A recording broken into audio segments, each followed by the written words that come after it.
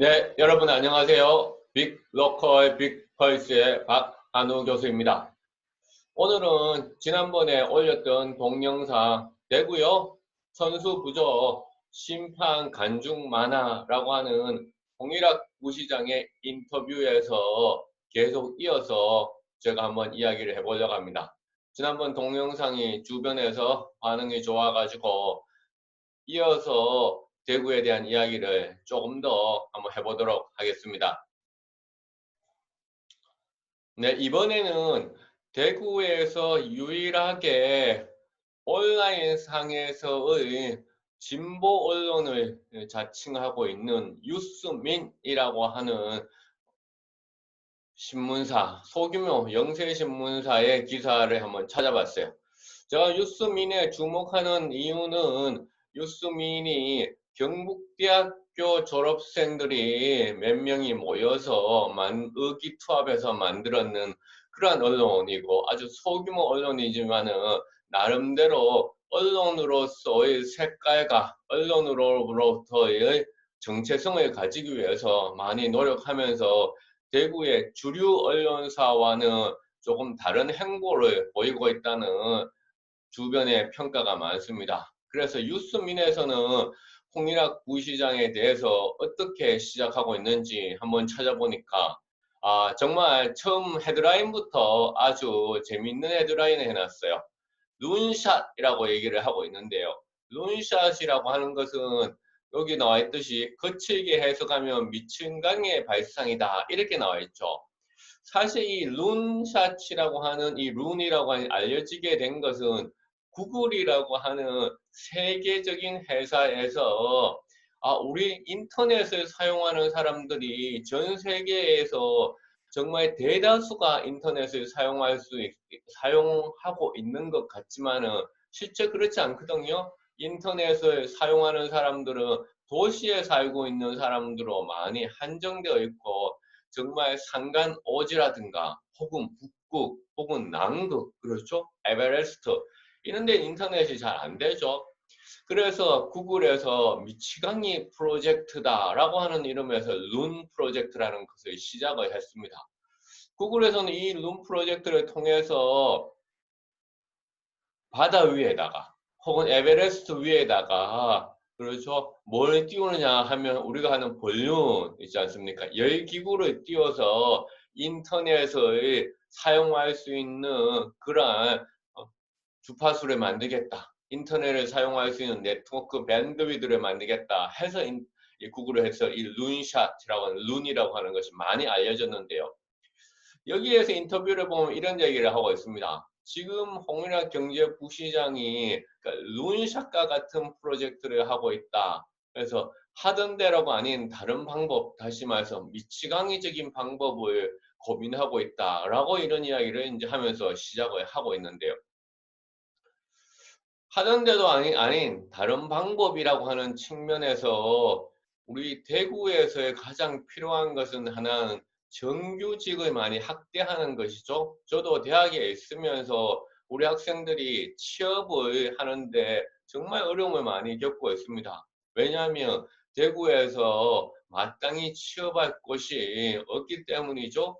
또한 대구의 어떤 그 기업들은 우리 여러 조사들을 보면 노동 강도는 상당히 그렇죠 센데 그에 따른 보상 월급은 상당히 적다 상대적으로 적다라는 것이죠. 그런 조사들이 이제 자료들이 많이 나타나고 있는데요.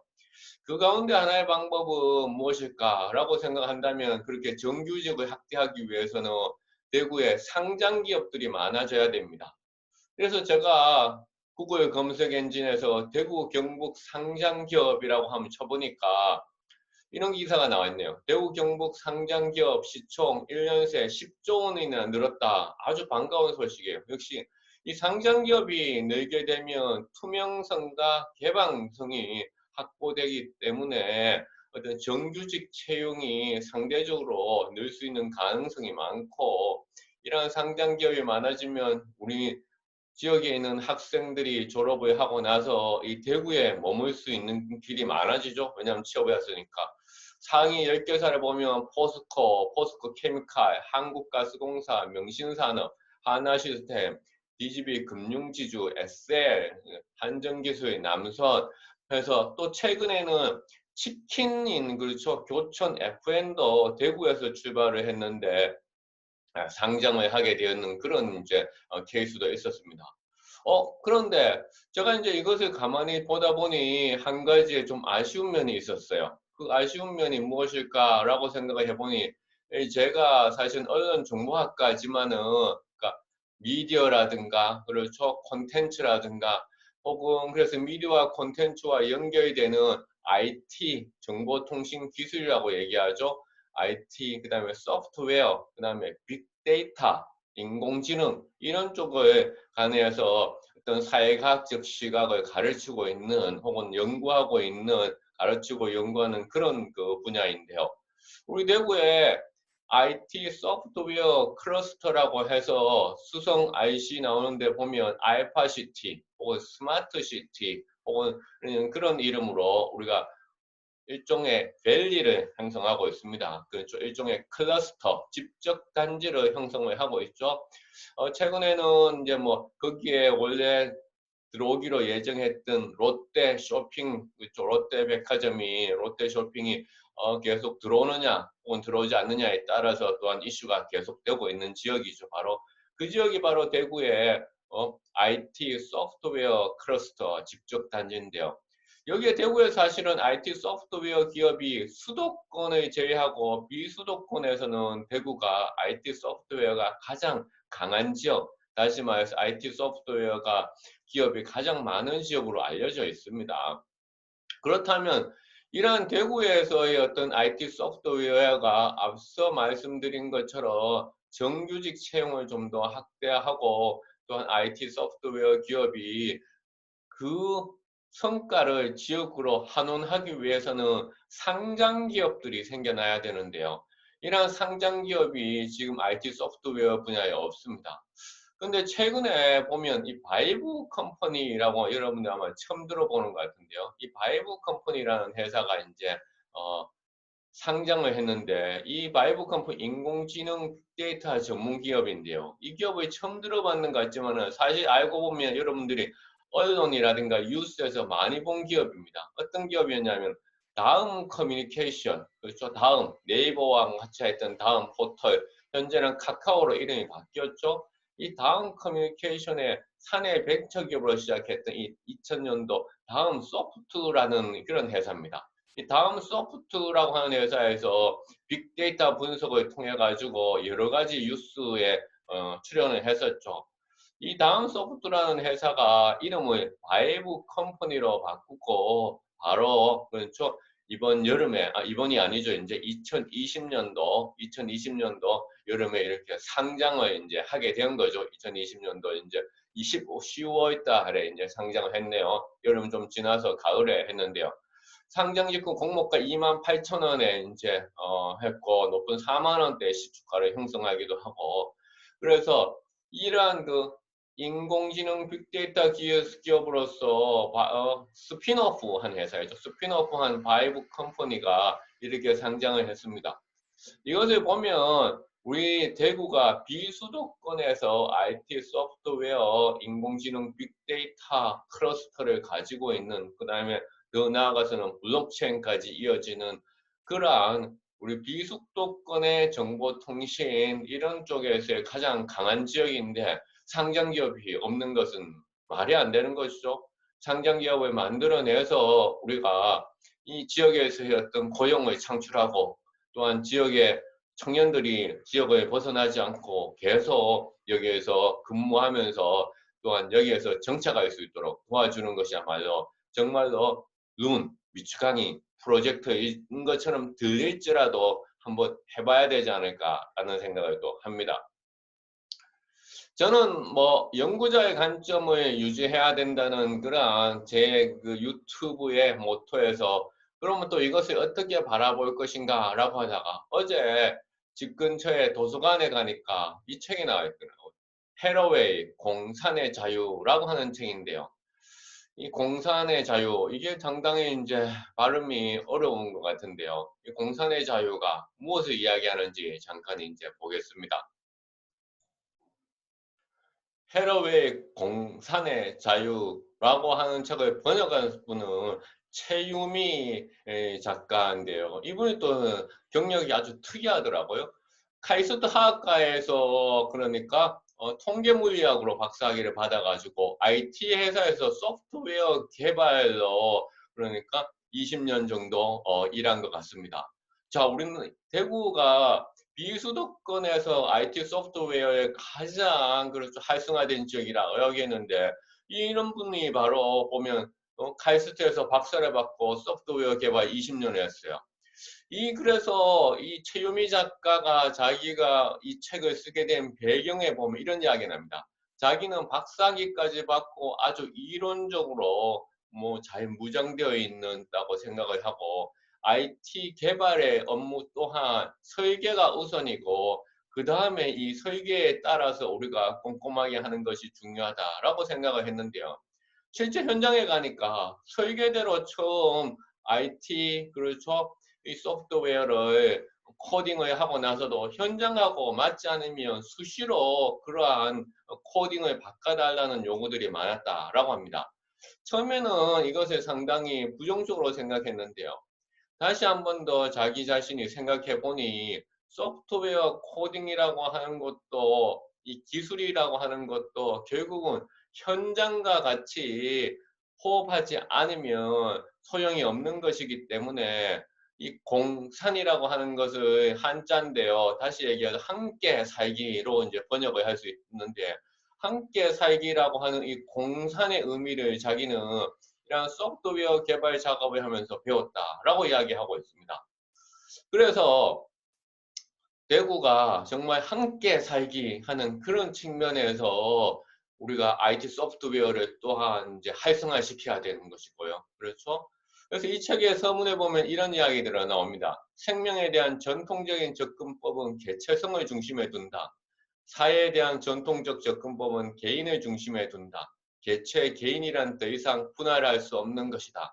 이 접근법들은 독자성을 가진 최소의 단위로부터 생명과 사회를 탐구하려는 시도들이다. 하지만 이런 접근법으로는 우리 몸을 이루는 세포 중에 10%만이 인간 게놈을 가졌고 나머지 90%는 박테리아, 인생, 원생생물, 미생물 등이 세포들이라는 사실, 그리고 이들이 서로 역동적으로 영향을 주고받고 있다는 사실을 설명하지 못한다. 사회도 마찬가지다. 현대 도시의 생활은 독립적인 개인들을 중심으로 돌아가는 것 같지만 도시를 지탱하는 기반 시설이 없으면 그들을 먹여 살리는 농촌 사람들과 그들의 가축과 작물이 없으면 도시민들의 생존은 불가능하다. 생명이든 사이든 그 최소 단위들은 독자적으로 존립하는 것이 아니라 다른 것들과의 상호 의존 속성에서 존립할 수 있다. 그래서 공산이라고 하는 것은 함께 살기이고 이 함께 살기라고 하는 것은 바로 우리 인간의 몸 자체도 이렇게 여러 가지 미생물들과 박테리아들과 함께 살고 있는 존재이기 때문에 우리가 독자적으로 존립하는 것이 아니다라는 것이죠. 또한 이러한 철학을 자신은 IT 소프트웨어 개발자로서 현장의 요구에 맞춰서 코딩을 수시로 수정하면서 다시 한 번 더 배웠다라는 이야기를 하고 있고요. 이것을 도나 해러웨이라고 하는 과학기술학자와 연결해서 이 책을 서술하고 있습니다. 사실 도나 해러웨이는 제가 미국 뉴욕 주립대학교에서 박사과정을 할 때 제가 부전공으로 과학기술 사회학을 했었는데요. 부전공으로 과학기술 사회학을 하면서 들었던 그러니까 과목에서 이 도나 해러웨이를 엄청나게 중요하게 다루었죠. 이 도나 해러웨이는 어떤 것으로 유명하냐면 사이보그 선언으로 유명합니다. 사이보그라고 하는 것은 바로 로봇이죠. 인공지능 로봇을 얘기하는 건데요. 인공지능 로봇을 우리는 객체화된 우리가 전혀 모르는 한 로봇 대상으로서 보는 것이 아니라 사이보그가 우리 인간과 같이 공존하는 존재로 본다라는 그 얘기를 하고 있죠. 그래서 이 도나 해로웨이의 잠깐 이야기를 하고 가면 생물학으로 박사학위를 받고 산타크루즈 캘리포니아 대학에서 이제 과학사와 여성학을 가르치고 있는 과학기술학자이자 과학사학자인데요. 그래서 사이보그 선언으로 우리한테 많이 알려져 있고요. 기계에 대한 다른 생각을 불러일으켰는데, 이를테면 이 영화, 그렇죠, 기동대를 만든 일본 애니메이션의 거장 오사이 마모루는 자신의 영화 이노센스에서 자살한 안드로이드를 부검하는 의사로 헤러웨이 박사를 등장시켰어요. 그래서 헤러웨이라고 하는 이 각 사회학자의 이름을 따서 안드로이드, 이 로봇 안드로이드들을 부검한 의사 이름을 헤러웨이 박사 이렇게 하는 거죠. 이 영화에서 그럼 이 헤러웨이 박사가 헤러웨이라고 하는 과학기술 사회학자의 어떤 철학을 이제 구현하는 거죠. 기계를 인간 아닌 도구로 여기는 우리의 통상적인 생각이 있잖아요. 기계를 인간 아닌 도구로 여기는. 그랑 달리 자살이라는 단어, 자살이라는 것은 뭐죠? 사이보그, 기계, 로봇이 생명을 가지고 있는 존재라까지 보는 겁니다. 자살이라는 단어를 쓰며 기계와 인간을 하나의 연속성 상상에서 다룬다라는 이야기를 하고 있습니다.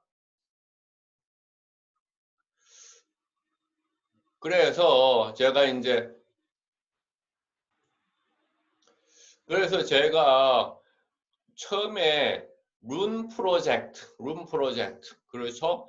룬 프로젝트를 통해서 대구가 지금까지 해왔던 방식이 아닌 새로운 방식으로 뭔가를 하자라고 하는 그런 룬 프로젝트에서 시작해서 그 룬 프로젝트라고 하는 것은 대구에서의, 그렇죠, 어떤 정규직을 많이, 고용을 많이 높여가지고 우리 청년들이 졸업을 했을 때 일을 할 수 있는 기업들이 많아야 되고, 그러려면 이러한 기업들이 상장 기업이 많아야 된다라는 걸 얘기했고요.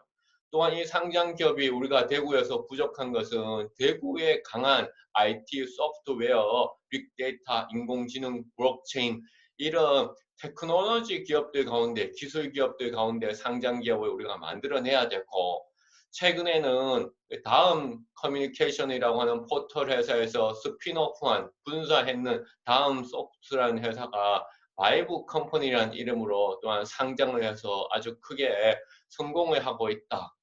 또한 이것을 연구자적 관점에서 우리가 본다면 이러한 IT 소프트웨어 기업이라고 하는 것은 어떠한 철학을 가지고 있느냐 하면 공산, 함께 살기라는 그런 철학을 가지고 있고요.